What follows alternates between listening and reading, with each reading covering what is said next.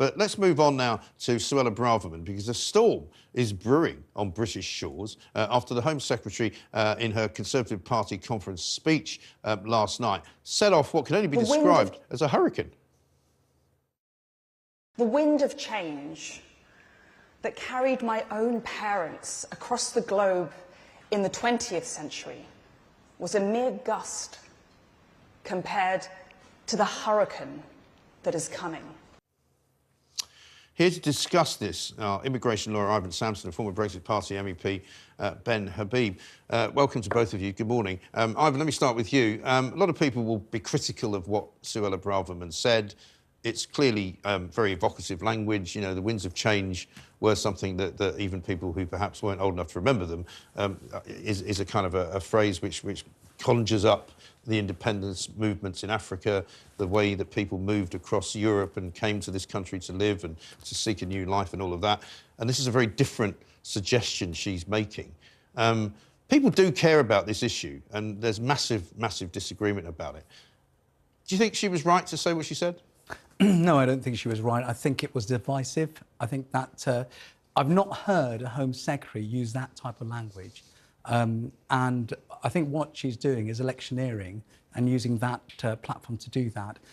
Look, her figures are also way out. She's sort of claiming that hundreds of millions of people are going to be fleeing to the country or could potentially come to the UK, let's put it that way. Simply not true. The UNCHR puts the figure at 30 million now. Right. So that's not... That's all right, then. Yeah, well... So just another 30 million, no problem, Ben, right? If you look at the numbers coming here, we're probably 15th or 16th on the league of number of asylum seekers. Look, you've got to... Yeah, but she's making a point, Ivon, isn't she? The point she's making is that because of the lax rules that we have for getting into this country, the potential number of people who could qualify is that big.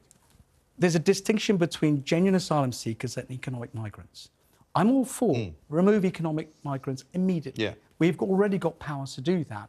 Problem is that the Home Office is not doing that. That's the problem. Yeah, that is the problem. Don't blame genuine asylum seekers. We should take our fair share, and that's what I'm saying. Well, some people would disagree with that. Ben might be one of them. I mean, you often talk about this with me, Ben. I'm not sure what our fair share really means. We're a very small country. We're a very populated country, much more populated than many other countries. My problem with Suella Braverman is not the words that she uses, it's the fact that she's not doing anything about it. Yeah, I mean, that's a very valid criticism. I do want to just defend Suella, though. As Ivon said, mainstream politicians just haven't really faced up to this issue. And, look, all societies can be better as a result of migration. All societies over centuries can evolve, adapt, take on values from other cultures and come out of it as a stronger, homogeneous culture. But what we've had in the United Kingdom over the last 25 years is more migration than we've ever had in the entire history of the United Kingdom before that. Yeah. And it's not just illegal migration, it's migration, whether it's legal or illegal. And in a way, Suella in her speech was warning about both of them. She didn't explicitly draw the distinction, but actually she was warning us about both of them. And when she spoke in Washington a couple of weeks ago, she actually explicitly talked about the rate of migration itself, legal and illegal.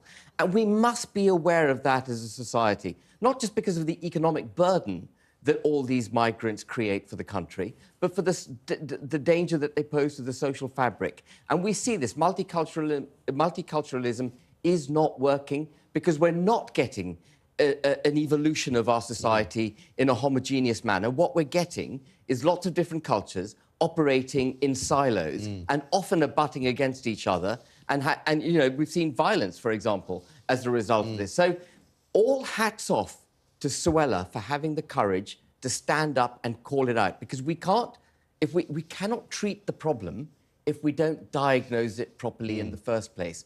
And she has at last, in mainstream politics, got up and diagnosed the problem. Yeah.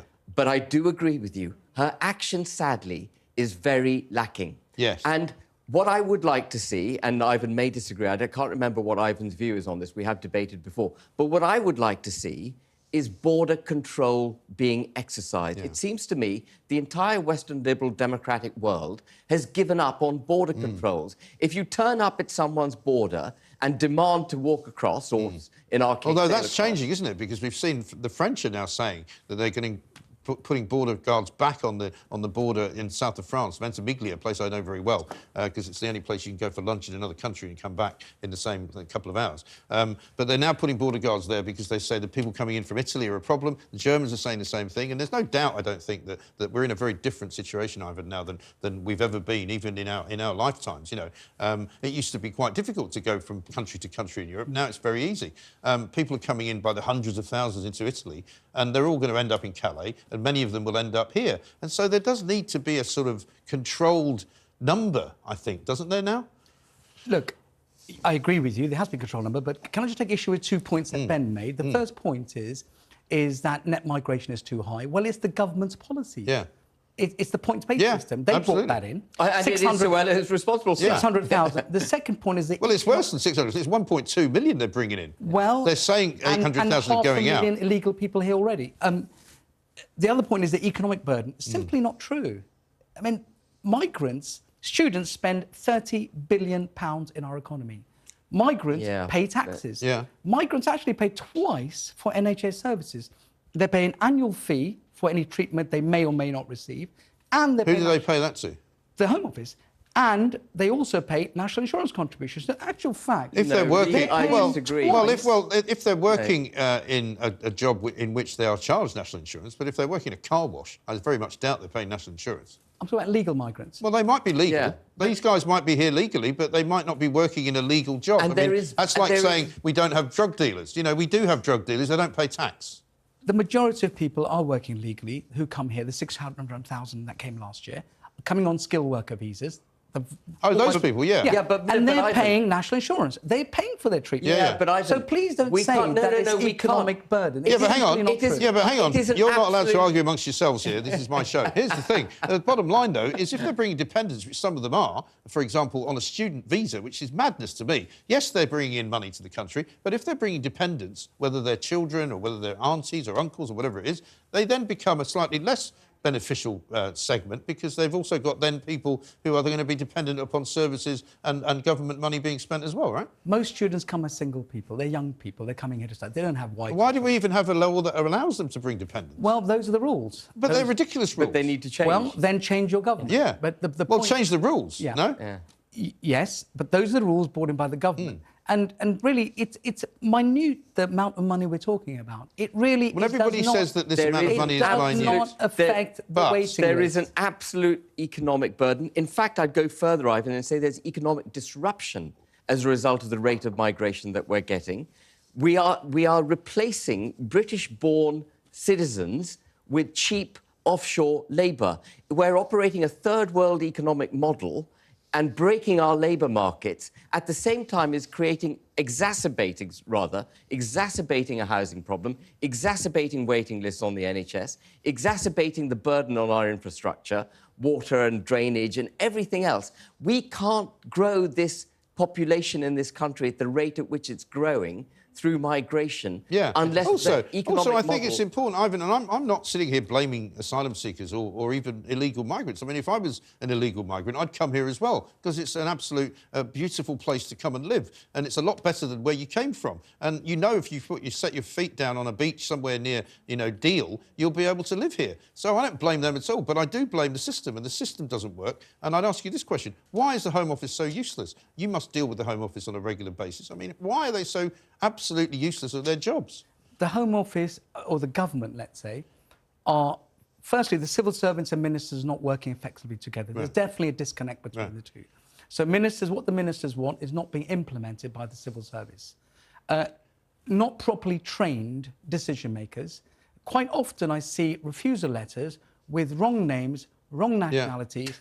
I mean, it's incompetent. Well, you only have to level. You only have to get a letter from a hospital in this country to see that the place is not run very well. I mean, the Home Office is not unique in the way that it's badly run. But why is it so badly run, is my question. Well, again, I say to you... What's wrong with them? Because the focus of this government is getting back into power. We need solutions. Yeah, but it's been going on for a long time. They've got 300,000 employees, I think, in the Home Office, and they can't all be crap, can they? No, and this is where Suella needs to be slightly called out. She is a member of a cabinet, find collective responsibility, but she's rightly speaking up about these issues, and I think she should resign as Home Well, Secretary. I remember when she came in and everybody said, this is going to be great because Suella Braverman was a lawyer in the Home Office. She knows how it works. She understands the internecine structure of it. She understands the corridors of which you have to manoeuvre to get things done. Meanwhile, nothing's been done. So she's no different from anybody else. Economic migrants, take that. Why has nothing been done? Right. Because we're not removing people. Right. And the reason we're not removing people because they don't have identity documents. Right. We can't send them back to a country unless we know where they come from. Unless you know where they came from. So we need agreements. Can we not just send them back to France? We can't just send them back to France. No, you can't. We need an agreement with the EU, agreement with their home countries.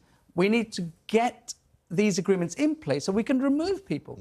Otherwise, what do? Do you just push them back like the Australians did? Well, you do, yeah. Well, that's one way of doing it. That is border control. We have to exercise border control.